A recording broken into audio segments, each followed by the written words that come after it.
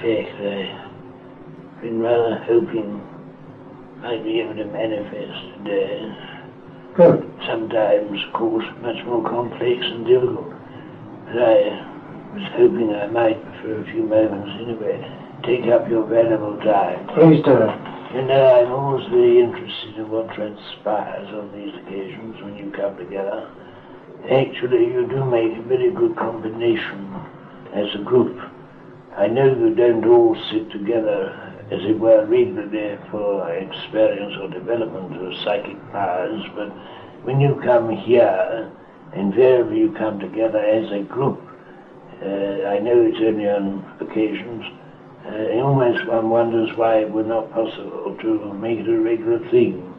I know that there are problems and difficulties in connection with that, but you know we are so anxious to take advantage of any opportunity to experiment and experience with a regular group of souls, in the hope that we might be able to develop various forms of mediumship among people, because we so desperately do need mediums, and the only way that we should achieve anything in that direction, obviously, is in what you refer to as developing circles as such. I know that you both have your involvement, and we certainly are doing everything we can in that direction. Have you great hopes of it, sir? Well, we have great hopes too. Good. Of course, you've had some fluctuations there, but that's bound to be, I suppose, human nature being one of these. People come for a time and then some will drop out. Then again, of course, another aspect which sometimes people don't always realize is that we have to experiment, as it were, with the varying individuals who sit in a group. And although they may absolutely sometimes, and we hope most times, blend very well as a group, there are sometimes individual experiences that we find with individuals which in some ways nullify. Now this is a difficult way of perhaps expressing something which is vitally interesting and important. You see, you may have a group of people who on the surface, and indeed they do, get on extremely well, but because they are in some instances individuals not necessarily psychically inclined or psychically of any great possible use, there are times when we have to influence in a strange kind of way, you might think, that certain individuals must leave a certain group or circle, which may sound, from your point of view, rather an odd thing to say. Finding an ideal group of people who are really absolutely right as a group, one for each other, and also the psychic force and energy that is circulated among those people, which may make the manifestation of the power of the spirit a reality in varying forms. Now, for physical mediumship, that's much more complex, much more difficult. You need a group of people who are ideally caught up together in complete love, complete harmony, who are patient enough to sit together with unfailing regularity, without any personal thought for self. You see, quite understandably, and I realize this, most people who sit in a group are hoping that each individual will develop some form of mediumship, which is all right as far as it goes, and no one's saying it shouldn't be that way. But if you're sitting for physical mediumship, you've got to realize and remember that to a great extent, all the energy, all the power, everything is really put into one direction, and that is the production of a physical force or mediumship. And in otherwise, of course, the individual who has hope of developing personally in a certain direction may not be making any contribution, or indeed may even be a barrier to that group who are sitting together for a certain form of instrumentality and mediumship. You've got to be dedicated. You've got to say to yourself, well, I may sit in that circle for a number of years, and I may not, in a sense, seem to develop or indeed develop any particular form of mediumship personally, but the contribution that I am making, or what energy or vitality, what psychic force or power, whatever that is being drawn from me, is for the common good. In other words, when you sit in a circle, and I'm talking chiefly now, particularly about physical circle, you've got to sit there with the realization that you yourself are making a contributory factor, but you may not see on the surface. You may not see anything of any consequence in a personal sense. In other words, you've got to be dedicated and give yourself. I mean, so many groups, so many circles break up because of impatience on the part of one or two of the sitters, or because they don't think they're making any particular headway, they're not becoming clairvoyant, or they're not becoming in some other direction. So it seems on the surface. It's not apparent that they're developing any psychic mediumship of any particular kind or quality.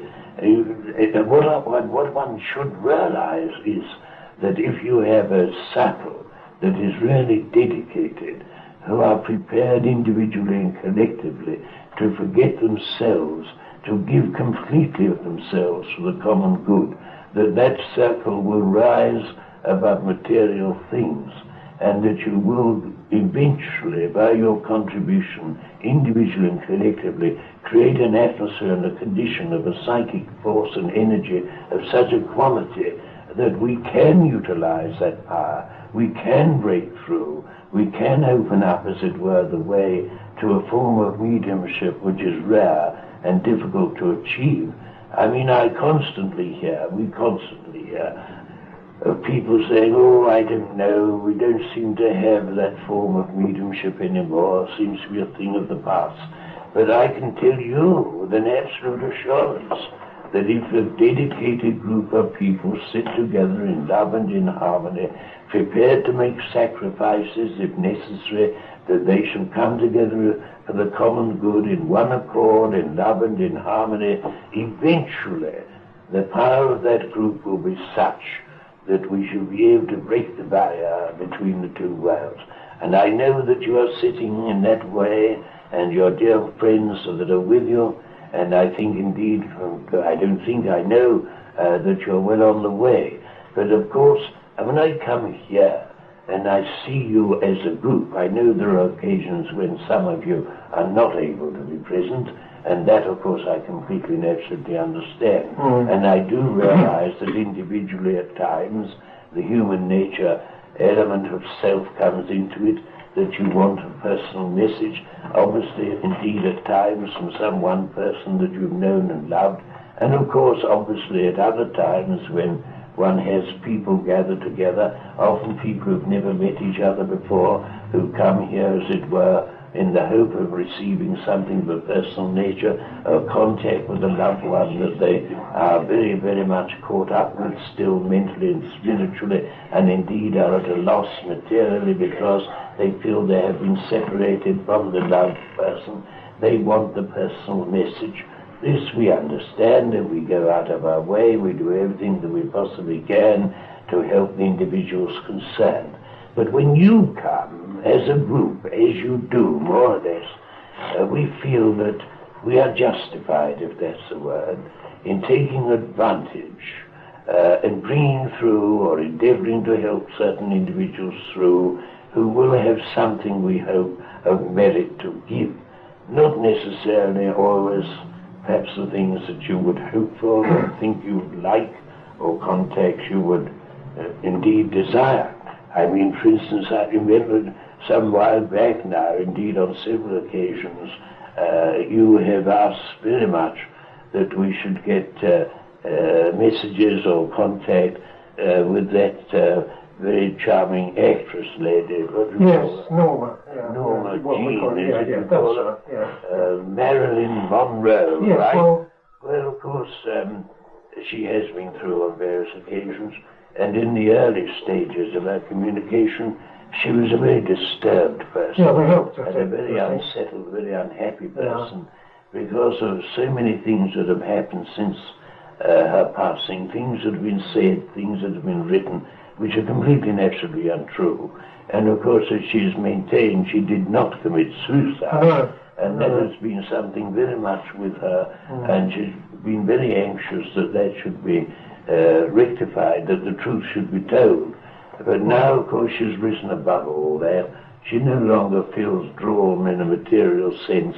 She's much more concerned with other things of a more highly evolved state of being, and because she's progressed, you see. Now, obviously, Bert, Yes. I know that on various occasions, some while back, you said, is Norma there? Well, Norma yes, come, you see. I thought she was there, that's Well, all. she was, no doubt, certainly at times, but what we must bear in mind is the door is open. When the door is open, all manner and kind of people can come.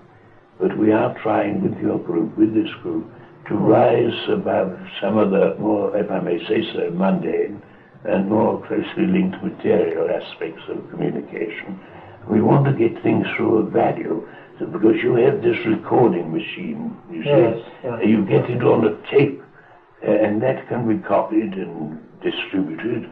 People can be helped by it, we hope, especially those who are on the fringe of the subject, or perhaps people who are developing and hoping to become instruments. And indeed, so many things could be done which would be of value. We are anxious to make use, if that's the terminology, and I hope you won't mind my using it, if we make use of you as a group, because of the contributions you make, which is so valuable, because it is your love, it is your patience, it is your perseverance as a group coming together, giving us all your love, as we indeed know you do.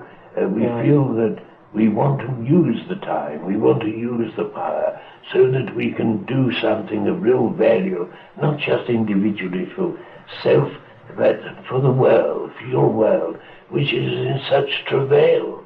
I mean, we are so appalled by what is happening in your world, the conditions in your world, the way the world is going. This is causing great distress over here. If you could see as we see your world, indeed when we enter into your environment, that is the environment of the earth, I don't necessarily mean your personal environment when you come together like this, because to some extent, because of your love and your sincerity of purpose, you do clarify or clear to some extent the conditions. But if you could see as we see your world, it's as if we're penetrating a deep fog. And all this fog or atmosphere, call it what you will, is what man is creating through his stupidity and his ignorance. You are creating an atmosphere around your world which is becoming increasingly difficult for us to pierce. And it's only when you come together, individually and collectively like this, as a group of people dedicated, that to some extent you lighten the atmosphere. We are aware of your tuning in, as it were. And you know, when you sit, whether it is collectively or individually, when you're sitting in meditation, when you're opening up your consciousness to the things of the spirit, when you're trying to cut out temporarily material thoughts and conditions, and you rise, as it were, to some extent above the mundane and more material, we are able to tune in to a point. You see, it's like a light in the darkness. You know, if you could see as we see, you'd understand how we value you individually and collectively, how we value your friendship and your love and your sincerity of purpose, that you might be used individually and collectively to do the work of the Spirit. Some may perhaps work in a much bigger sense than others, that is, be more, as it were, able to be received by others in the material world such as yours, and people will know that there is a development of psychic force and energy and power which can be demonstrated perhaps in church or society. In other words, become a medium as such to do the work, to go out, as it were, into the highways and the byways, not only proclaiming the truth of life eternal, but proving it. But there are others who, what one might say, people who give, in a way, to the vitality and the support of others, individually and collectively too. But the whole point is that a circle is a hive of industry, though you don't perhaps always realize this. So much is happening behind you, around and about you, behind you in the scenes which you do not see or understand or visualize, and yet in time some of those things will become apparent. Every one of you are contributing, and some of you will go forward in a certain direction, eventually to do the work further afield. And I know there are some people here today who come from a long distance away, material distance, who do the work of the Spirit in a way perhaps they may well be limited through circumstances not of their own making. But that doesn't mean to say that certain things may not yet change for them. I'm told indeed by someone here that there are different things happening around and about them which will open up a door which may seem to have been shut for some considerable time.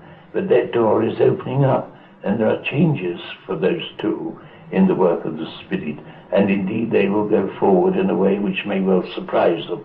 But at the moment they have to be patient with themselves, patient with what they are caught up with and the environment in which they find themselves, and they've had some disturbing distractions in a way, but they are gradually being removed. Circumstances are changing. I'm being told this by someone here who's deeply involved and interested in them, and I know that there's a wonderful power there being generated, and I know that their work will continue, but it's going to continue in a way which is going to be much more, well, unusual, perhaps could be a word I could use in their direction, not perhaps quite the way in which they can expect. But there are changes, and there are material changes as well as psychic and spiritual ones. But all this is opening up. It's like a door that's ajar for them that is gradually being pushed open. And they have to be a little more patient for the time being. But there are some breaking. I don't know if I should say this. I don't usually enter into well, this is not really material because it's to do with their spiritual life and their psychic and spiritual work. But there has been some drawback, there has been some holding back, there has been some influence, and I think that it's not altogether at times been too helpful to them, but that's gradually changing. Circumstances are certainly improving, and they will go further afield, and there will be a big change which is not imminent, it can't be just yet, but it will come, which will give them a much greater freedom to go forward and to go further afield and further ahead. But apart from that and the individual personal aspect of things in regard to our two friends from Australia, I do want you to know, Bert, that we still have the greatest of hope with your group. You mean at Norbury? The three at Norbury, the three of us? Yes. Good.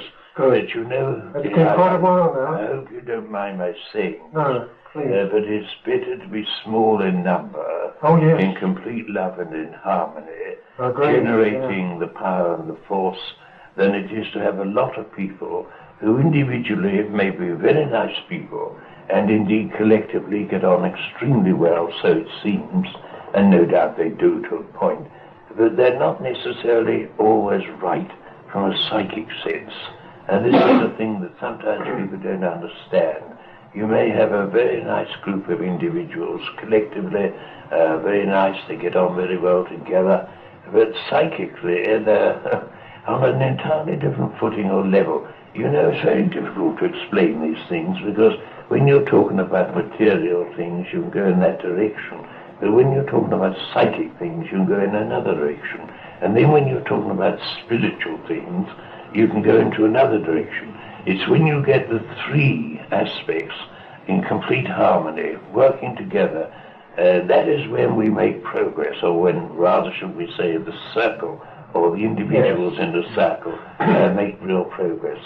We realize how necessary, how absolutely essential it is that you have to keep, to some extent, in your material lives, your awareness of consciousness of material problems, an aspect of things. You have to fight your little battles, and sometimes they can be very big battles in a material sense. And at the same time, you have to have your aspiration, and you have to have the desire for mental and spiritual progression, working, as it were, often, it seems, at odds, because the more materialistic circumstances are in which you find yourself, the more difficult it is to relax your mind and open up your soul to the things that truly are of the spirit. You see, when man realizes that he's not just physical, he's also mental and spiritual, that he has a spiritual body, and how few people are there in your world who are aware of the power of the spirit within, to bring it out, to evolve and develop it, to make it a conscious reality, so that it can work and do the things of the spirit. You see, what we're trying to do is to get people to work in harmony with the mind, the body, and the spirit. And this is the point. It's not the easiest thing. This is the real art of evolution and development of the individual, and above all the spirit, the realization that the power of the spirit can overcome all the problems, or most of the problems, which beset your path. We don't say we have an answer to all your problems materially, because of the fact that you are caught up, as you must be, in circumstances beyond your control, often involved with other people who do not see and think and understand as you do, and who work on an entirely different level of consciousness, and often on a very material one, and they put obstacles in your way, make it more difficult. You're not as free as you would like to be. And you know, freedom is a very valuable asset, and it's not the easiest thing in any world, including ours, this may surprise you, that you can be an absolutely free person.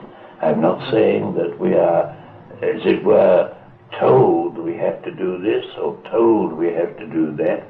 We're not ruled by any sort of individual or any collective force. We are free agents to come and go and to act and become whatever it is we wish to do or become. But the point is that it's not the easiest thing, obviously in your world, always to do as you would wish to do. Sometimes you have to subject yourself to circumstances beyond your control and other people's influence, and this sometimes can affect you in such a way that it's much more difficult to become, as it were, mentally and spiritually evolved as you would wish. In a way, I suppose, there's always an eternal fight going on between the spirit and the flesh. But you know, my friends, you've been blessed to a great extent. You may not yet, in some instances, be completely assured within your innermost self about your own individual collective powers of the spirit, whether you sit individually or collectively in a group or circle, that you are making the kind of progress that you would wish. Sometimes you feel that you're being held back a bit for some reason or the other beyond your control. But the whole point is that the power of the spirit is manifesting itself through you and around and about you. Don't be disturbed or distressed if you feel that you're not making the kind of progress you would wish. You will eventually.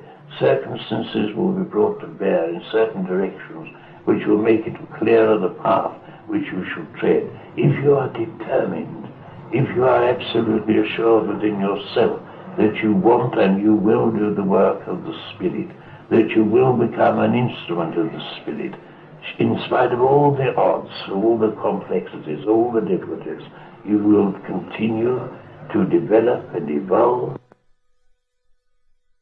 do in some measure that which you are called upon to do.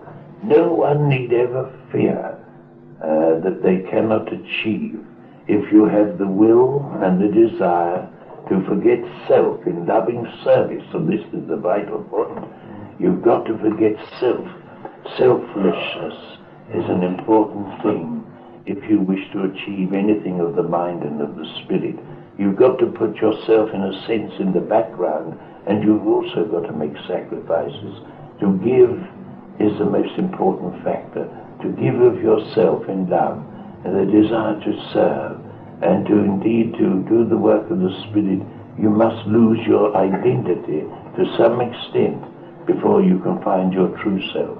You know, you look at yourself in the mirror and you say, oh dear, you know, I'm getting old and your wrinkles are coming or whatever it is.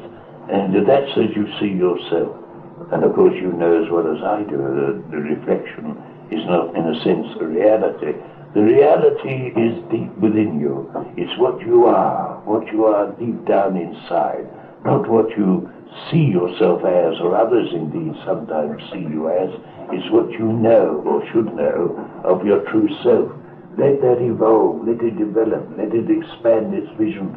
Let yourself become indeed something which is far removed from the material and the reflection of the physical existence of life as you know it and see it.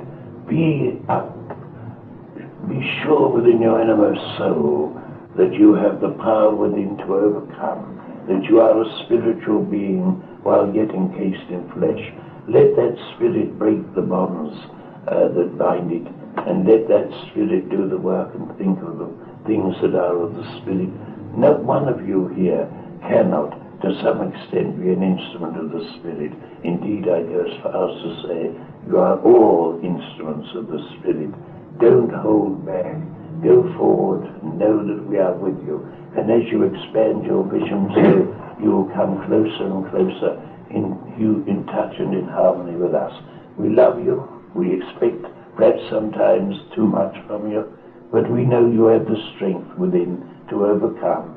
We want to guide you and uplift you and inspire you, and that is why we come to you, that you might serve and do the work of the Spirit, that you might indeed be a light in the darkness of your world, where there is so little light. And believe me, the light of the Spirit is so needed. You are, to some extent, our instruments.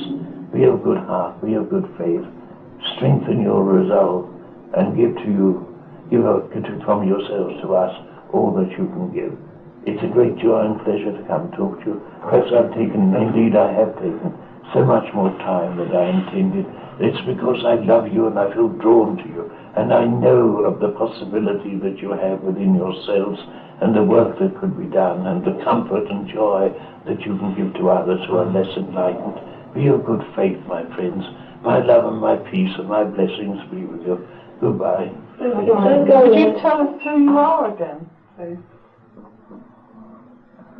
It's not there.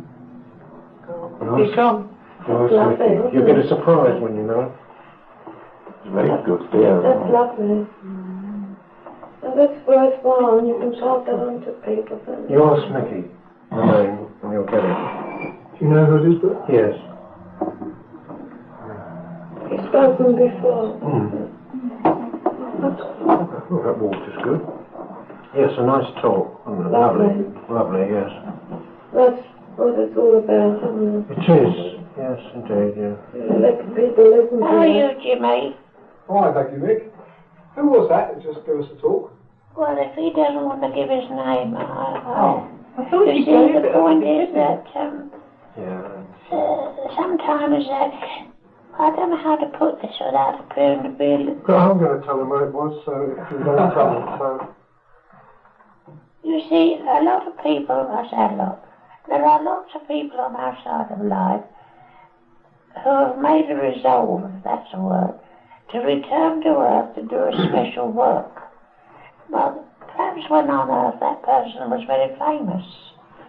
And He was indeed. If that person was very famous, obviously a lot of people have written about the person, sometimes truth and sometimes not. And people who have read and know of a person who is famous, they form opinions and they think, oh, well, so-and-so, see.